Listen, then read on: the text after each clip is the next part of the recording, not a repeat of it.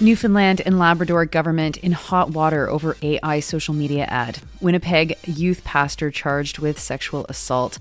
Vancouver police are more often checking with Canada Border Services Agency about people they interact with. At least 36 people are dead in Chinese firework factory explosion, and Sudan accuses Ethiopia and the UAE of coordinating a drone attack against Khartoum's airport. Good morning. It's Wednesday, May 6th. I'm Nora, and here are your headlines.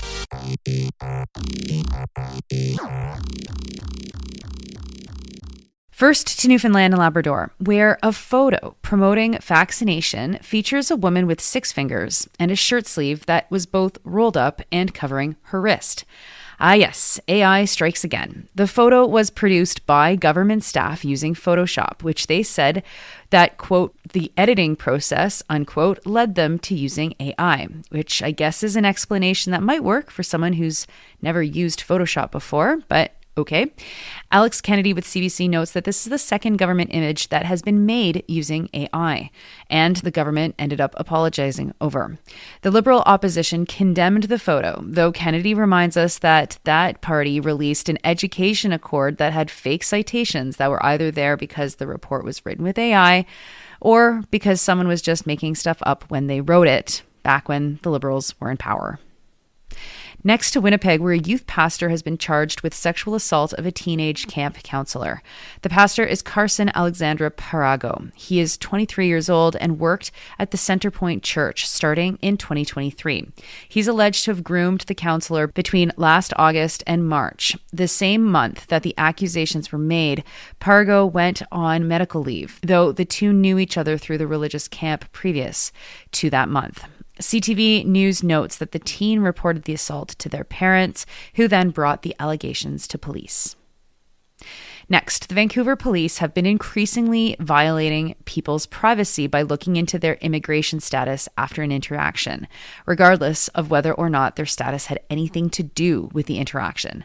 Dustin Godfrey and Emma Arkell from De Facto Media found that in 2024, the monthly average checks for immigration status among the Vancouver police was 42. It's the highest it's been since at least 2015.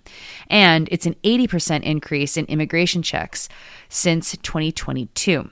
De Facto compared the Vancouver numbers with police services across the Lower Mainland, and they found that there was not a noticeable increase elsewhere. Advocates say that this increase coincides with the election of the pro-police Ken Sim as mayor and many pro-police municipal councillors. Omar Chu from Sanctuary Health warns that some migrants that he sees are calling 911 only to find themselves subject to an immigration check. And also, let me just say, welcome to the world to De Facto Media. This is a new worker-led cooperative that will be reporting on British Columbia. Look them up online, sign up for their mailing list, and watch out for their reporting. Now to international news, and first to China, where at least 26 people are dead after a fireworks plant exploded in Hunan province. 61 others were injured. The blast happened in the city of Changsha, in a location known for its fireworks production. All the factories that operate in the Liuyang region were ordered to stop production. There were stocks of gunpowder that were kept in the factory's warehouse, which made rescue operations dangerous, reports the Associated Press. And finally, Sudan is accusing Ethiopia and the UAE of aiding a recent drone attack on Sudan's Khartoum International Airport. The attack closed the airport for 3 days. Sudan recalled its ambassador from Ethiopia on Tuesday. They said that they have evidence that the drones were launched from Ethiopia and that the UAE supplied them. Ethiopia has rejected the claim as being baseless. They turned around and accused Sudan of aiding the rebels in the Tigray region in Ethiopia. The Tigray People's Liberation Front denied having any help from Sudan. The UAE is regularly accused of supporting the Rapid Support Forces, and they routinely deny that they do help them. The Sudanese army has held Khartoum for over a year now. More than 1.8 million people have returned recently, reports Al Jazeera, but there are lots of parts of the city with no electricity or services. It is estimated that more than 150,000 people have been killed and 14 million people displaced as a result of Sudan's civil war.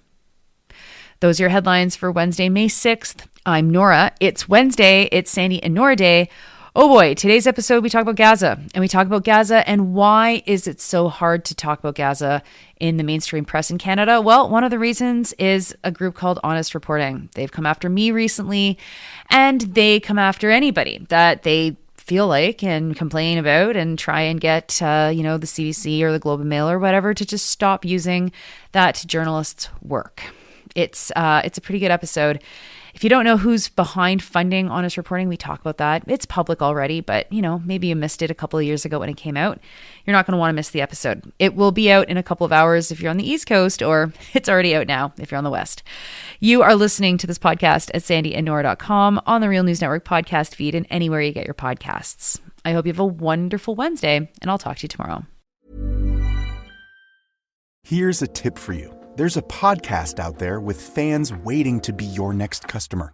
They tune in every week, they trust the host, and that host wants to talk about brands like yours in their own words to their audience. The problem is, you just haven't been introduced yet. We're Acast, where that introduction happens. As the world's largest podcast marketplace, we let you browse shows, see who's listening, and book host-read sponsorships or run your own ads, all from one platform. Transparent pricing, real-time data, complete control. Start advertising on podcasts by visiting acast.com/advertise.